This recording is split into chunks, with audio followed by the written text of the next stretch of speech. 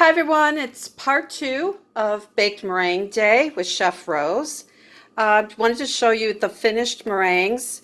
Here's those three that I piped out for the torte.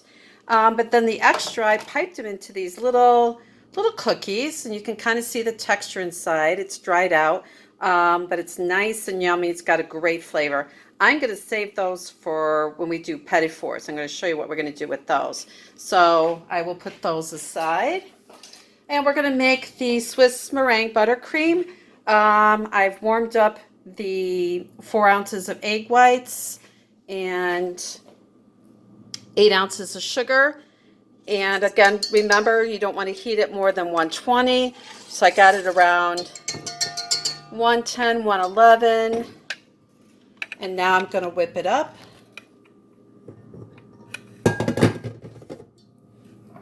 To a nice fluffy meringue. I've used pasteurized egg whites. You can buy those at the Jewel in the egg section. Okay, put this on high.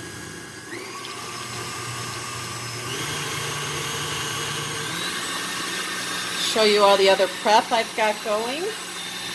So there's the pasteurized egg whites you can find in the store. Remember, they're heat treated, so they're safe to use. Even though we're heating the eggs, remember, egg whites take a lot more heat to cook thoroughly. In the background, you can see vanilla extract, a little bit of salt, and here's my butter. 14 ounces of unsalted butter that's been slightly softened. I'm also going to make this chocolate, part of the buttercream chocolate. So I have some unsweetened cocoa powder here in a little bowl. And I'm going to add some hot water and make an unsweetened cocoa paste. So the hot water dissolves the cocoa and really brings out a great flavor. And this will make a paste. So I just add enough water to make a paste, and this will flavor my buttercream. Without having to melt chocolate, you can use this unsweetened paste, and it gives a really great flavor to your buttercream. A little bit more. And when you dissolve cocoa in a hot liquid such as just water or even coffee, it brings out the beautiful flavor of that cocoa powder. Perfect.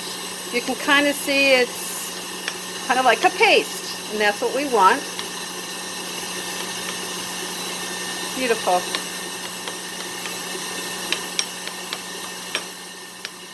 All right. I'm going to put this to the side. Show you what our meringue looks like. And remember, we add the butter once the meringue has thickened and it's still not so hot, but it should have a little warmth to it. And it's just about there. I'm feeling the bowl. You can see the thickness of the meringue. Beautiful. So remember, this is one of 3 different meringue preparations. We did the French meringue this morning for the Japanese cake layers, and now we're doing Swiss meringue, and then of course Italian meringue. I haven't demoed Italian meringue. I'd like to do that in person, but maybe one of these times I will do a demo on Italian meringue. Alright, good. Most of the warmth is gone.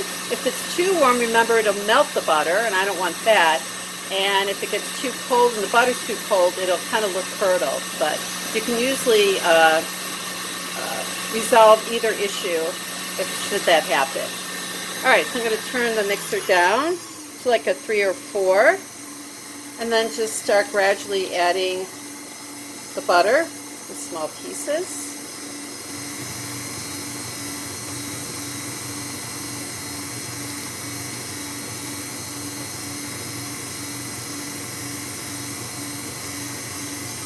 Remember, always use unsalted butter. That way you can control how much butter or how much salt is getting into your mixture. Of course, we'll add a little bit.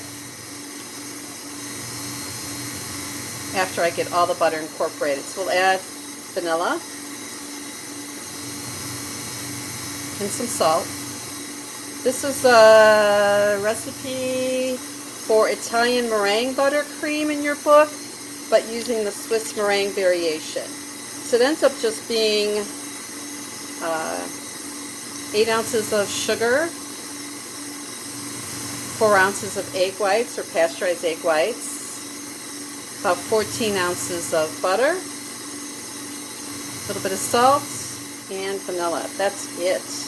I skipped the lemon juice that's in the textbook in the recipe. It's not needed. All right, so you can see now it's starting to come together. All right.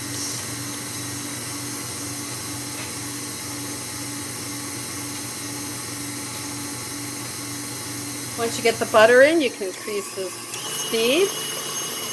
Gonna keep going. It looks a little funky, but you keep going. Keep going, keep going, keep going. And it'll look like whipped butter, and that's what we want. Keep going, keep going, keep going, keep going. Ah, beautiful. Coming together beautifully. All right, turn it down a little bit. Add my little bit of salt. And I'm going to add some Tahitian vanilla extract. Yum. Oh, my favorite.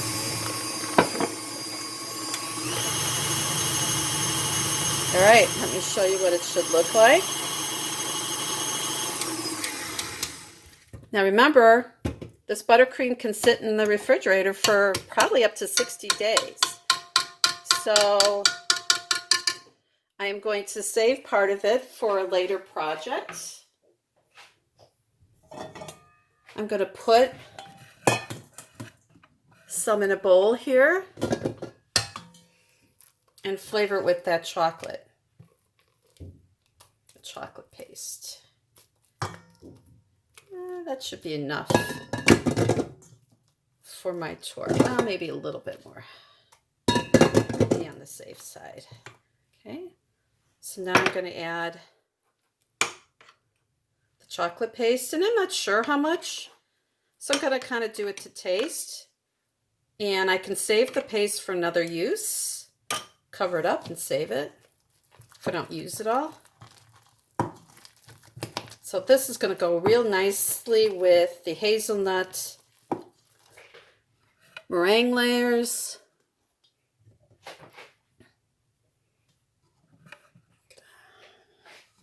Get a good angle there. Good. Right. Sorry, moving things around. Just make sure you can see. All right, good. There we go. So this, of course, buttercream can be flavored so many different ways. And we did praline for the opera torte early in the semester. So praline paste, you could add Nutella, peanut butter, chocolate. You could do white chocolate. You could melt milk chocolate and add it. Dark chocolate, of course, the cocoa paste. You could do coffee, like maybe dissolve the cocoa paste in coffee, hot coffee, and use that. And so you'd have a coffee background. Actually, that would be wonderful. And there you go. I'm going to try it. Make sure it's got good chocolate flavor, or else I can add some more. It's lovely.